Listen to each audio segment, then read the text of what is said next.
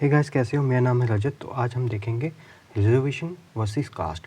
क्या हम सिर्फ कास्ट या रेस या सेक्स के ऊपर रिजर्वेशन दे सकते हैं या नहीं? ठीक है। एक्चुअली क्या हुआ था, सुप्रीम कोर्ट ने अभी सुप्रीम कोर्ट ने अभी रिजर्वेशन कैंसिल की है कि हम सिर्फ रिलीजन पे रिजर्वेशन नहीं दे सकते। एक्चुअली क्या हुआ था, कलकत्ता हाई कोर्ट ने 77 कम्युनिटीज़ थी, उनकी रिजर्वेशन कैंसिल कर दी थी जिनको ओबीसी मिला था, जिसमें 75 मुस्लिम थे। ठीक है। तो सुप्रीम कोर्ट ने कहा सिर्फ हम रिलीजन पे नहीं दे सकते। अब हम देखते हैं कि क्या क्राइटेरिया है, क्या कॉन्स्टिट्यूशन प्रोविज़न है, क्या हम दे सकते हैं या नहीं दे सकते, कौन सी कमीशन बैठी है, इसके ऊपर सब देखेंगे। प्लीज़ नोट करते जाना, ठीक है। आर्टिकल 16 पे क्या कहा है कि हम सिर्फ बैकवर्ड सिटीजन हैं उनको रिजर्वेशन देते हैं, ठीक है। जो ना ज़्यादा रिप्रेजेंटेटिव, मतलब जिनके ज़्यादा प्रतिनिधि सर्विस में नहीं है, हम उनको रिजर्वेशन देते हैं। ये 9 बार कोई भी रिलीजन का हो सकता है, सिर्फ रिलीजन ही बेस नहीं होता, ठीक है ना। कोई भी 9 बार on the identified religious group, ठीक है।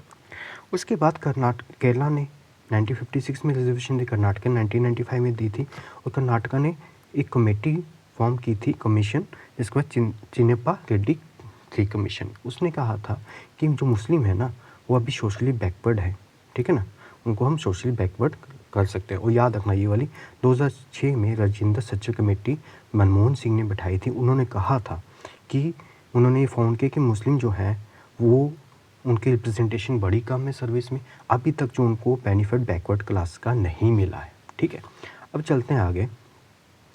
अच्छा, तो सुप्रीम कोर्ट ने जब केस आया, ठीक है, उसके बाद 1992 में केस आया, तो उन्होंने कहा कि हम सिर्फ किसी सिटीजन्स को बैकवर्ड नहीं मान सकते इस वजह पे, से वो रिलीजन से बिलोंग करता है, किसी रेस से, किसी कास्ट से, सेक्स से, डिसेंट से, या किसी जगह से आता है, ठीक है। हम इसके ऊपर नहीं मान सकते, ठीक है। लेकिन ये क्राइटेरिया बन सकते हैं, सिर्फ खाली यही नहीं बन सकते, और भी होने चाहिए, जैसे बैकवर्ड होना चाहिए वगैरह वगैरह।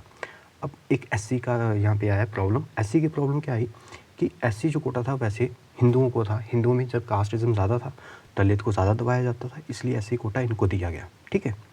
तो 341 आर्टिकल में क्या था, प्रेसिडेंट कोई भी कास्ट, रेस, ट्राइब और उसके ग्रुप, उनके बीच में ग्रुप को एससी स्टेटस दे सकता है, ठीक है। इतना तो है। उस पर ऑर्डर आया 1950 में कि सिर्फ 3 रिलीजन को उन्होंने एससी देने से बोला। कौन थे? हिंदू, सिख और बुद्धिस्ट। एक्चुअली हिंदू थे, दलित थे, जो जिन पर अत्याचार ज़्यादा हुए थे, बाद में वो सिख में कन्वर्ट हुए, बाद में बुद्धिस्ट में हुए, तो इसलिए बुद्धिस्ट और सिख इसके अंदर आ गए, ठीक है।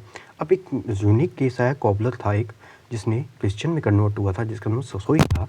उसने कहा भाई कि जब मैं आदि द्रविड़ कम्युनिटी में करता हूँ, अभी भी मेरे साथ डिस्क्रिमिनेशन होता है, तो मेरे को एससी स्टेटस मेरा दिए, मतलब जो मेरे पास पहले था वो वापस से वही मिला जाए। लेकिन कोर्ट ने कहा कि आपको मस्ट प्रूफ करना पड़ेगा कि आप उसी प्रताड़ना से अभी भी सफ़र कर रहे हो जो आप पहले करते थे, ठीक है।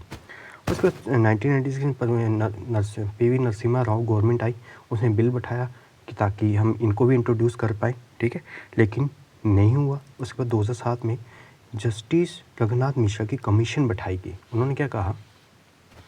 उन्होंने कहा कि जो पर्सन शेड्यूल कास्ट में पहले से थे, बाद में वो चेंज करते हैं अपनी कास्ट, दूसरी कास्ट में जाते हैं, ठीक है।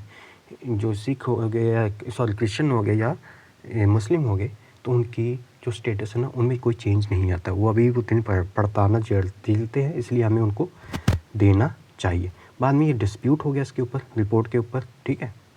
और इस मुस्लिम और क्रिश्चियन अभी भी इस स्कोप से बाहर थे, शेड्यूल कास्ट के स्कोप से बाहर थे, याद रखना, ठीक है।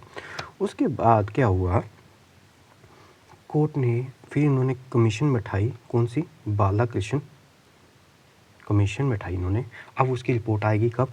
2025 में। वो अपनी रिपोर्ट सबमिट करेंगे, और फिर हम देखेंगे कि इनको मुस्लिम और क्रिश्चियन जो एससी से कन्वर्ट हुए हैं, क्या इनको स्टेटस मिलेगा या नहीं, ठीक है।